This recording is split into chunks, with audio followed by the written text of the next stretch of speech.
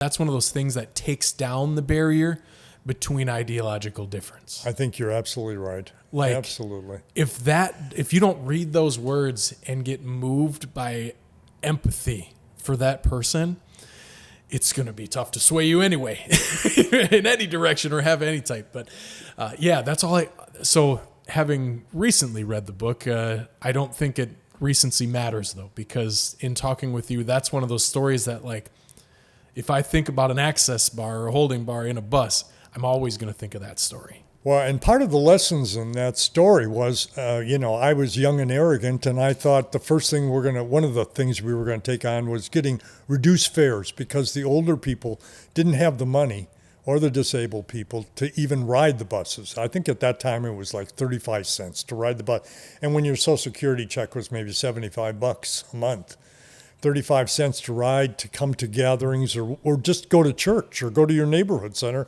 was, they couldn't afford to go there to get a hot meal. And so I'm saying, well, let's take on the bus company. And all these people are looking at each other saying, where's this kid from, right? And they said, Tom, come down to the corner with us. So we went down to the corner, and Lillian Holiday, African-American woman, said, watch me try and get on the bus.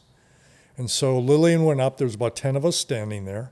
And she tries to get on the bus, and there's no grab bar. The step is too high. She's got arthritis.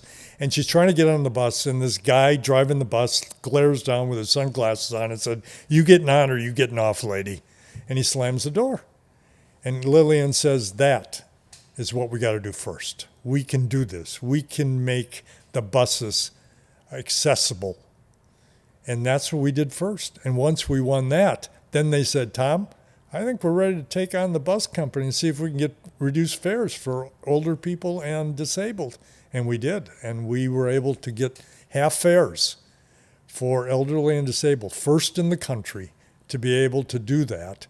And I did consulting recently in Philly, and I was riding in from the airport on the train into Reading Terminal downtown.